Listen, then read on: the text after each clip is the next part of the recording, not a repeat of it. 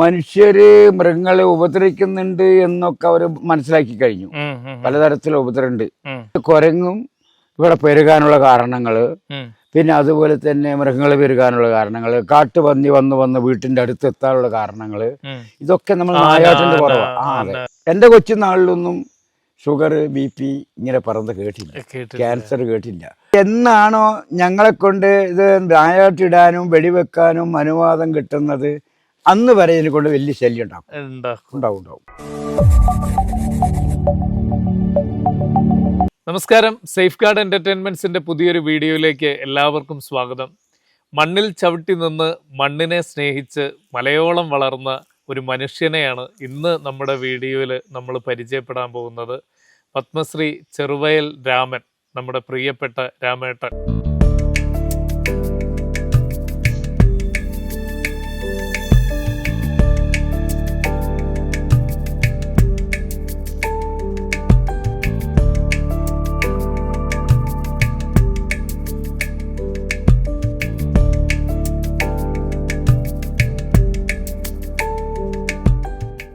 നമസ്കാരം. നമസ്കാരം. കുറെ കാലമായിട്ട് രാമേട്ടനെ കാണണം എന്നുള്ളൊരു ആഗ്രഹം ഉണ്ടായിരുന്നു. ഇപ്പൊ അത് സാധിച്ചിരിക്കുകയാണ്. വലിയ സന്തോഷം. ഞാൻ അങ്ങോട്ട് വരുന്ന സമയത്ത് വിചാരിച്ചു രാമേട്ടൻ ഇപ്പൊ എന്തായിരിക്കും ചെയ്യുന്നുണ്ടാവുക, ഇപ്പൊ എന്തെങ്കിലും കൃഷി പണിയിലായിരിക്കോ അതോ വെറുതെ ഇരിക്കുകയായിരിക്കോ, എന്താണ് ചെയ്യുന്നുണ്ടാവുക എന്ന് വിചാരിച്ചിരുന്നു. അപ്പൊ എന്താ ഇപ്പൊ ജോലി കഴിഞ്ഞിരിക്കുകയാണോ ഇപ്പൊ? ശരി, അല്ല, ഞാന് ജോലി കഴിഞ്ഞു.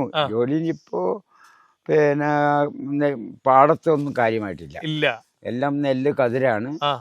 പിന്നെ ഇനിയിപ്പോ പാടത്ത് പക്ഷിനെ നോക്കല്, പക്ഷിനെ ഓടിക്കലൊക്കെ ഉള്ളു, വേറെ ഇല്ല. അപ്പോൾ നമ്മളിവിടെ കൃഷിപ്പണി എന്ന് പറയുമ്പോൾ നമ്മൾ ഏതാണ്ട് ജൂൺ, ജൂലൈ, ഓഗസ്റ്റോടും കൂടി തീരുന്നു. മനസ്സിലല്ലേ? ഓഗസ്റ്റ്. പിന്നെ അത് കഴിഞ്ഞാൽ പിന്നെ നമുക്ക് കാര്യമായിട്ട് ഒന്നും ഉണ്ടാവില്ല, ഒരു റെസ്റ്റായിരിക്കും. അങ്ങനെ ഇപ്പൊ റെസ്റ്റിലാണ്. പക്ഷെ എന്നാലും പിന്നെ കൃഷിക്കാരനല്ലേ, റെസ്റ്റ് ഒന്നും ഉണ്ടാവില്ല. കാരണം സത്യത്തിൽ പഴയ കാലത്തേക്കാണെങ്കിൽ ഇപ്പൊ നമ്മൾ ചെയ്യേണ്ട ജോലി തോട്ടത്തിൽ, പറമ്പൽ, കാട് വീശുക, തോട്ടം കളയ്ക്കുക, ഇതൊക്കെയാണ്. പിന്നെ അതുപോലെ തന്നെ വീടുകളൊക്കെ ഒന്ന് വൃത്തിയാക്കുക. ഇതോടെ വീടിന്റെ പ്രോപ്പറൊക്കെ പിന്നെ പരണ്ടി വൃത്തിയാക്കുക, ഇതൊക്കെയാണ് ഇപ്പൊ ചെയ്യുന്നത്. പിന്നെ അതിന് വേറൊരു ഭാഷയും കൂടി പറയും ഞങ്ങള്. അതായത് ഈ സമയത്ത് മൺപണി എന്നാണ്. മണ്ണിന്റെ കൊണ്ട് പണിയെടുക്കുക, അത് വൃത്തിയാക്കലേ, തല്ലി ഒതുക്കി വൃത്തിയാക്കലാണ് മണ്ണിന്റെ പണി. പിന്നെ കളത്തിന്റെ പണി. കളം എന്ന് പറഞ്ഞാൽ നെല്ല് മെതിക്കേണ്ട കളം, കാടുകളൊക്കെ കളഞ്ഞ് വൃത്തിയാക്കി കഴുകി, പിന്നെ കന്നുകാലികൾ കൊണ്ട് ചവിട്ടി ഉറപ്പിച്ചു ബലം കൂട്ടി വെക്കുക എന്നുള്ളതാണ് ഇനിയിപ്പം ചെയ്യാൻ പോകുന്ന ജോലികൾ. പഴയ കാലത്താണ് അതാണ് ചെയ്യാണ്. പണ്ട് കാലത്ത് കാളകൾ കൊണ്ടുവന്ന്, കാളയും പോത്തെല്ലാം കൂടി ഇടറുകളർന്ന് കൊണ്ടുവന്ന് മുറ്റം അല്ലെങ്കിൽ നെല്ല് മെതിക്കുന്ന കളത്ത് പരണ്ടി വൃത്തിയാക്കി ഇതെല്ലാം ലെവലാക്കി പിന്നെ നമ്മൾ ചവിട്ടിക്കാന്ന് പറയും. എന്ന് പറഞ്ഞാൽ ഒതുക്കുക. ആ ഒതുക്കുന്നത് നമ്മൾ ഈ നെല്ലുകുത്ത് ഉമിയൊക്കെ ഉണ്ടാവും, നെല്ലുകുത്ത് ഉമി വിതറട്ടിയേറ്റായിരിക്കും ചവിട്ടി ഒതുക്കുക. അപ്പൊ അതിന്റെ ഉദ്ദേശം എന്താണെന്ന് ചോദിച്ചാൽ കളത്തിന് ചൂട് പിടിക്കാനാ. വെയിൽ വരുമ്പോ നല്ലോണം ചൂട് പിടിക്കും, ചവിടോടും കൂടി ചവിട്ടി പിടിപ്പിച്ച. അപ്പൊ അങ്ങനെയുള്ള ജോലികളൊക്കെയാണ് പിന്നെ ചെയ്യുന്നത്. വയനാട്ടിൽ അതാണ് മെയിനായിട്ട് ചെയ്തുകൊണ്ടിരിക്കുന്നത്. അതെ. അപ്പൊ ഇപ്പൊ രാമേട്ടന്റെ ഒരു ദിനചര്യ എങ്ങനെയാണ്? രാവിലെ ഒരു എത്ര മണിക്ക്? രാവിലെ പണ്ട് കാലത്തൊക്കെ ഞങ്ങള് പണ്ട് കാലത്ത് ഒരു 4 മണിക്കെങ്കിലും എണീക്കും. അതെ, 4 മണിക്ക് എണീച്ചിട്ടാണ് പാടത്തേക്ക് പോകുക. അതെ, കന്നുകളെയും പൂട്ടി, പൂട്ടുപോത്താണെങ്കിൽ പോത്ത്, കാളാണെങ്കിൽ കാള്. കാരണം എന്താന്ന് പറയാ, ഞങ്ങൾ വയനാട്ടിൽ പരമ്പരാഗത കുറിച്യരാ, കുറിച്ച കുടുംബം എന്ന് പറയുമ്പോൾ ഒത്തിരി നെൽപ്പാടങ്ങളുണ്ട്. നെൽപ്പാടങ്ങൾ എന്ന് പറഞ്ഞാൽ മിനിമം ഒരു 15 ഏക്കർ ഭൂമിയെങ്കിലും ഒരു കുറിച്ച കുടുംബത്തിനുണ്ടാവും. ഒരു കുടുംബത്തിന് നെൽകൃഷിയാണ് പ്രധാനമായിട്ട്. അതുപോലെ തന്നെ ഞങ്ങൾക്കിപ്പോ 22 ഏക്കർ നെൽപ്പാടുണ്ട്. അപ്പൊ നെൽപ്പാടത്തോടൊപ്പം തന്നെ ഇപ്പൊ ഈ സമയത്ത് കരകൃഷി എന്ന് പറയുന്നത് കരനെല്ലുണ്ടാവും, കരയിലുണ്ടാക്കുന്ന നെല്ലുണ്ടല്ലോ, അതും പിന്നെ രാഗി ഉണ്ടാവും കുന്നേല്. അത് ഇപ്പൊ അതിന്റെ സീസണാണ്. അതെ, ചാമ, തേന, വരക്, ഇതിൻ്റെ ഒക്കെ സീസണാണ് ഇപ്പം. അതിപ്പം മുത്താറി ചെത്തലാണ്. മുത്താറി ഇങ്ങനെ അതിൻ്റെ കതിര് മുറിച്ചെടുക്കുന്ന ഒരു ഏർപ്പാടാണ്. അത് മുറിച്ച് ഉണക്കി പിന്നെ വെയിലത്തിട്ട് ഉണക്കി വീട്ടിലേക്ക് കൊണ്ടുവരുന്ന ഏർപ്പാട്. അത് ഒരു ഭാഗത്ത് അത് നടക്കും. അപ്പോഴേക്കൂടെ നെല്ല് ആയിട്ടുണ്ടാവും. ഇവിടെ ഇപ്പം നല്ല പണ്ട് കാലത്തൊക്കെ ആണെങ്കിൽ തുലാം 10 തുലാം 15 കൂടി കൊയ്ത്ത് തുടങ്ങും ഇവിടെ. അങ്ങനെ തുലാം മാസം എന്ന് പറഞ്ഞാൽ വൃക്ഷമാസം. അപ്പം ധനു 30 കൂടി ഇവിടെ പഴയ കാലത്താണെങ്കിൽ കൊയ്ത്ത് തീർന്നു. കൊയ്ത്ത് തീർന്നു. പിന്നെ വയനാട്ടിൽ ആദ്യം കൊയ്ത്ത് പിന്നെ ഉത്സവം ഉണ്ടാവും, കൊയ്ത്ത് ഉത്സവം. അത് കഴിഞ്ഞാൽ കൊയ്ത്ത് തീർന്നതിൻ്റെ ഉത്സവം ഉണ്ടാവും. അതൊക്കെ ഉണ്ടാവും. ഇപ്പം കൊയ്ത്ത് തുടങ്ങാൻ വേണ്ടിയുള്ള ഉത്സവം നടക്കാൻ പോവാ. എപ്പോഴാണത്? അത് എപ്പോഴാണോ നമ്മൾ കൊയ്ത്ത് തുടങ്ങുന്ന അന്നേരം ആ സമയത്ത് നടത്തും. അപ്പൊ അതിന് ഒത്തിരി ആളുകൾ കൂടും. പിന്നെ ഒരുവിധം സദ്യ ഒക്കെ ഉണ്ടാവും. സദ്യ ഉണ്ടാവും എന്ന് പറഞ്ഞാൽ അന്ന് കാലത്ത് പിന്നെ പുഴയിൽ മത്സ്യം പിടിക്കും. പിന്നെ കുന്നേല് നായാട്ടിട്ടിട്ട് പന്നിനെയും മാനിനെയും ഒക്കെ പിടിച്ച് അല്ലെങ്കിൽ നേരത്തെ പിടിച്ച് ഉണക്കി സ്റ്റോക്ക് ചെയ്യുന്ന കുടുംബക്കാരും ഉണ്ടാവും. രാമേട്ടൻ അങ്ങനെ നായാട്ടിനൊക്കെ പോയിട്ടുണ്ടോ? പിന്നെ ഞങ്ങളൊക്കെ പോയിട്ടുണ്ടല്ലോ. പിന്നെ അന്ന് കാലത്ത് 60ന്റെ അപ്പുറത്ത് ഇതൊന്നും ഉണ്ടായിരുന്നില്ല ഇവിടെ നിയമം. അന്ന് ഇഷ്ടം പോലെ മൃഗങ്ങളെ വേട്ടയാടാൻ. ഇപ്പൊ ഈ വന്യമൃഗങ്ങൾ കൂടുതൽ വരാൻ കാരണം ഒന്ന് ഈ നായാട്ടൊക്കെ നിർത്തി. അതെ അതിന് സംശയമില്ല കാര്യത്തിൽ. ഇപ്പൊ തന്നെ കുരങ്ങും ഇവിടെ പെരുകാനുള്ള കാരണങ്ങള്, പിന്നെ അതുപോലെ തന്നെ മൃഗങ്ങൾ പെരുകാനുള്ള കാരണങ്ങള്, കാട്ടുപന്നി വന്ന് വീട്ടിന്റെ അടുത്ത് എത്താനുള്ള കാരണങ്ങള്, ഇതൊക്കെ നമ്മൾ നായാട്ടിന്റെ കുറവാണ്. എന്താ കാരണം എന്നറിയോ? അന്ന് മൃഗങ്ങളെ നമ്മൾ ഓടിക്കും, നായാട്ടിടുമ്പോ ഇപ്പൊ നമ്മുടെ ഈ സ്ഥലത്ത് തന്നെ ഒരു 4-5 കിലോമീറ്റർ അപ്പുറത്തേക്ക് ആണ് ഇത് ഓടിപ്പോയിട്ടുണ്ട്. അവിടെ നിന്ന് ഇങ്ങോട്ട് എത്തുമ്പോഴേക്കും സമയം പിടിക്കും. അപ്പൊ അങ്ങനെ ഒരുപാട് പിന്നെ മൃഗങ്ങളെ ഓടിക്കുന്നുണ്ട്, ഏർപ്പാടുണ്ട്. നായാട്ടിടാത്തതിന്റെ ഫലമാണ് ഇത്. ഒന്ന്. രണ്ടാമത്തെ മൃഗങ്ങൾക്ക് പേടിയില്ലാണ്ടായി. കാരണം അന്ന് അമ്പിട്ടും വെടിവെച്ചും മൃഗങ്ങൾക്ക് ഒരു ചെറിയ പേടിയൊക്കെ ഉണ്ടായിരുന്നു.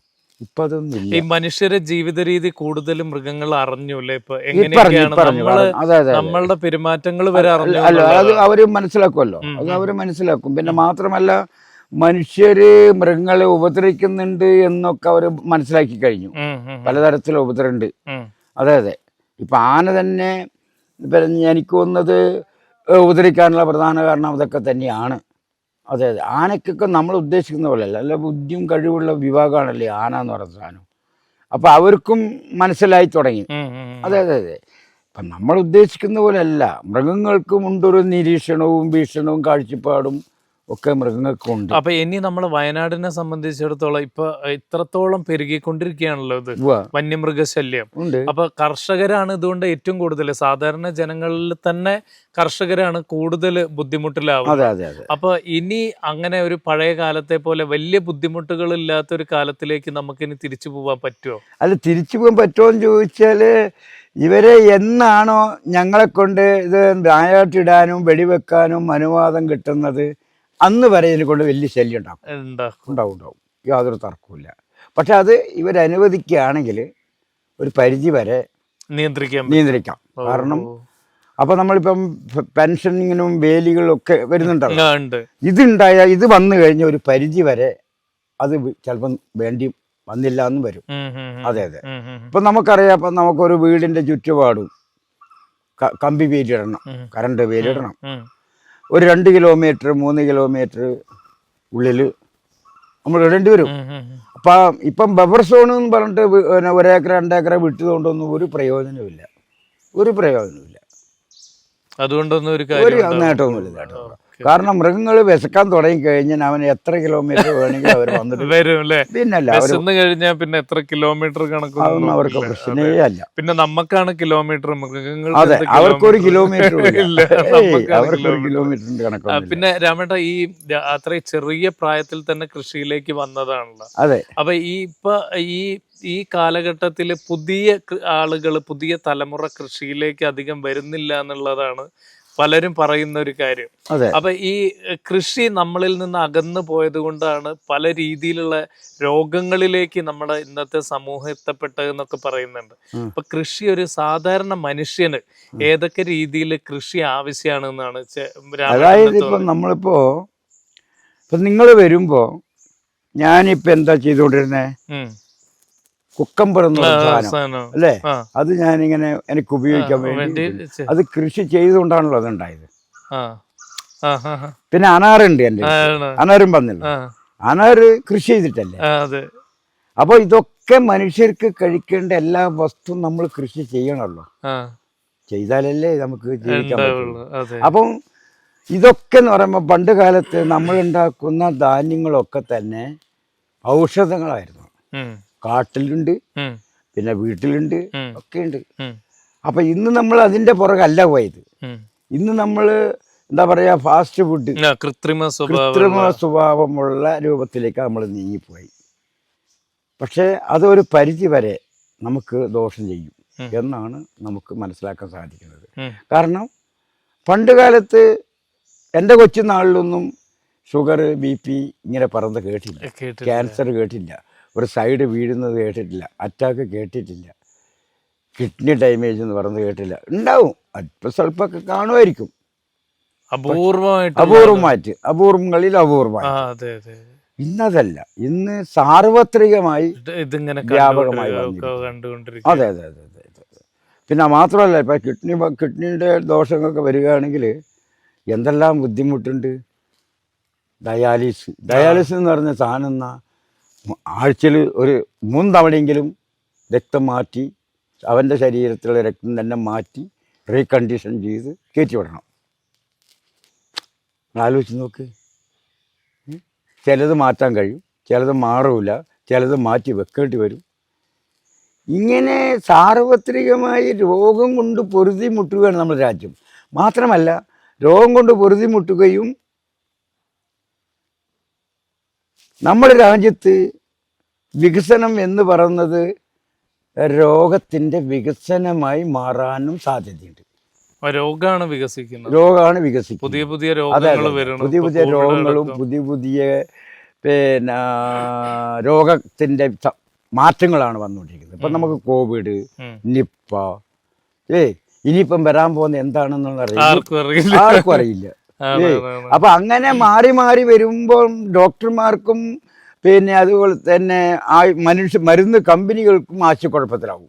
ഇനി ഏത് മരുന്നാണ് നിർമ്മിക്കണ്ടേ, മനസ്സിലായില്ലേ? ഏത് വാക്സിൻ കൂട്ടണം, ഏത് വാക്സിൻ. ഇപ്പൊ തന്നെ നമുക്കറിയാലോ, കോവിഡിന്റെ വാക്സിൻ കൊടുത്തുകൊണ്ട് അതുകൊണ്ട് പലർക്കും അതുകൊണ്ടുള്ള ദോഷമുണ്ട്. പക്ഷെ ഇത് ഒരു വാക്സിനേഷനോ അല്ലെങ്കിൽ ഒരു ഗുളികയോ കണ്ടുപിടിച്ച് അത് ടെസ്റ്റ് ചെയ്ത് ജനങ്ങളിൽ ഫലിപ്പിച്ച് വരുമ്പോഴേക്കും അത് മാറുന്നുണ്ട്. 1978 രാസവളവും കീടനാശിനിയും സ്വന്തം റിസ്ക് പ്രകാരം നിരോധിച്ച ആളാണ് ഞാൻ. ഇപ്പം എൻ്റെ ഒരു നെല്ലിന്, ഞാൻ ഉൽപ്പാദിപ്പിച്ച ഒരു നെല്ലിന്